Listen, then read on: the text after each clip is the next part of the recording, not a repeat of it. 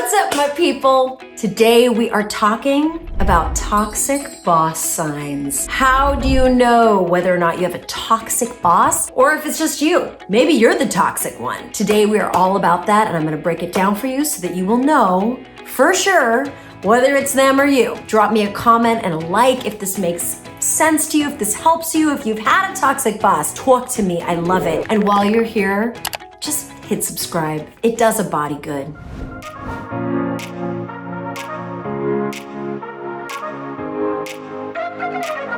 Okay, let's dive in. So if you're watching this video right now, if you have Googled toxic boss signs, that tells me that you're in a bit of a crisis right now. Maybe at work, you've got a manager who is making you question your sanity, who's making you feel like hot garbage on a daily basis. And you're asking yourself, is it that I have a toxic boss?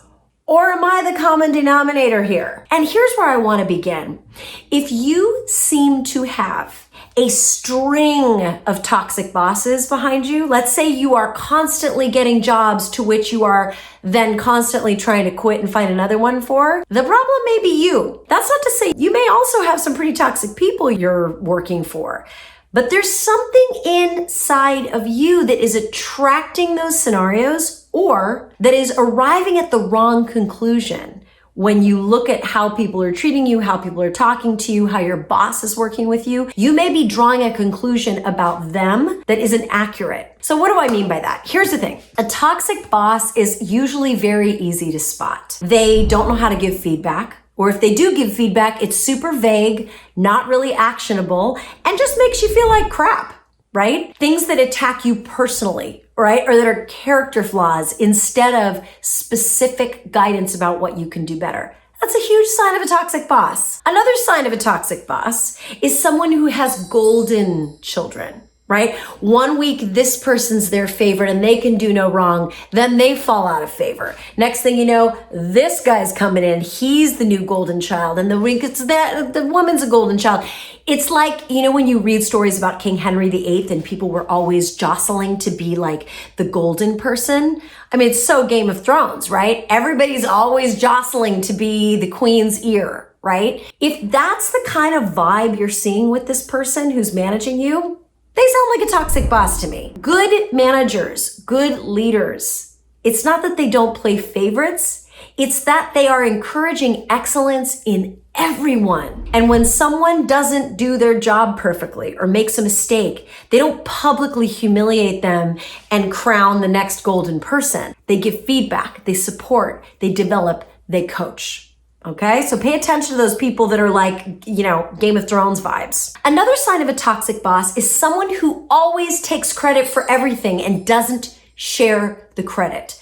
These are people that use I instead of we, that are enamored with their own voice, that have no interest in building up your brand because they're threatened by you. So if you come into a meeting and you come up with an amazing idea and then you hear it come out of their mouth later with no mention of your name, even though it was your idea, that's probably somebody who's got a toxic streak running through them. Because a good leader loves to make his team look good, loves to make her team shine, because real leaders know that what makes them look good as leaders is a very strong bench, meaning they have figured out how to hire people that are smarter than them, or if not smarter than them, they have groomed their people to be as effective as they could possibly be, right? That's the mark of a good leader. Good leaders are not threatened by the excellence of other people. They are encouraged by it. They celebrate it. They develop it. Another sign of a toxic boss, vague goals. There's a sense of like, well, you should know what the goals are. How dare you for even asking? You should know this, right? A good manager, a good boss will be insistent on making sure everybody is clear on what the goals are. There's no mystery. There's no like trying to guess and feeling bad about asking. A good manager encourages people to get clear on the goals because they want everybody marching in lockstep together, perceiving threats together, working through obstacles together. A toxic boss, on the other hand, they're like, well, you should have read the memo. If you don't know the goals, that's your problem and you should be ashamed of yourself, right? Toxic bosses will shame you for not being clear on the goals. They won't give you any guidance on them. So be on the lookout for that. Another sign of a toxic boss, Somebody who doesn't know how to listen. You know you're with someone who is a toxic leader when you're speaking about something and they don't hear what you're saying because they're so busy taking it personally or getting defensive or accusing you of something or shaming you out of something, right? Good managers listen. They listen to what you're saying.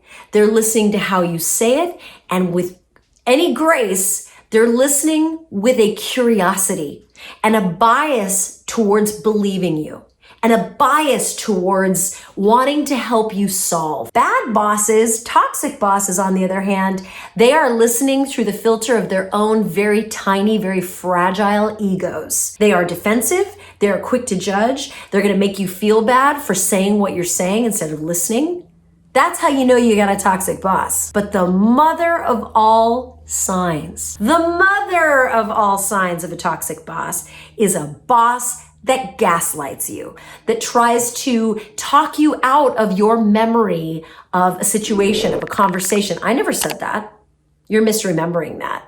Someone that's trying to talk you out of your position by making you feel crazy, that's a toxic boss. And if you don't know what to do because you've got a gaslighting boss, I have a couple videos that I'm going to point you to that are very, very powerful. And they will help you figure out how to confront them, how to deal with them. Do not let anyone ever make you feel crazy for what your perceptions are. It's okay for someone to give you feedback and say, hey, I think you might be misunderstanding what happened then. That's not the same thing as someone who goes, you misremembered that. That is not what happened. You've got that wrong.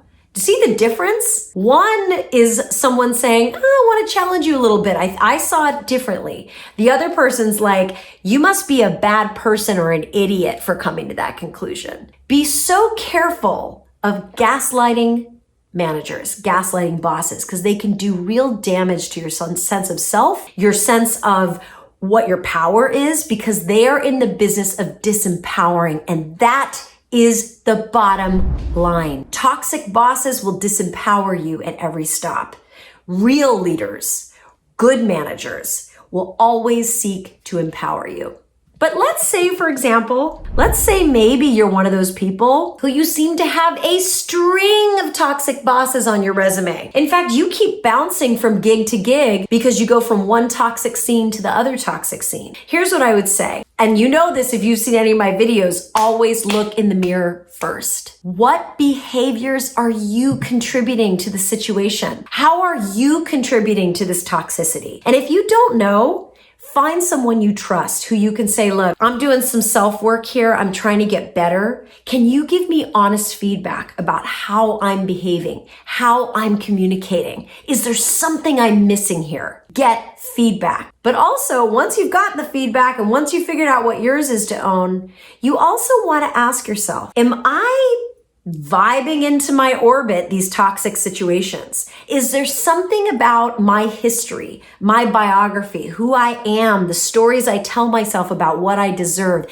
Is there something in my subconscious that is leading me to this moment where I keep putting myself in the same situations? In other words, what am I trying to learn about toxic environments that I keep not learning? So I keep having to repeat the course. That is the most important work of all. So my friend, I hope this has helped you. I hope this has helped you get a little clarity on who you're dealing with and what to do about it. And if you need more, drop me a comment. What else can I help you with? I live for this stuff, and smash that subscribe button. It saves lives. And I hope this was helpful. Always keep in touch and keep shining. We need your light. I'll see you next time.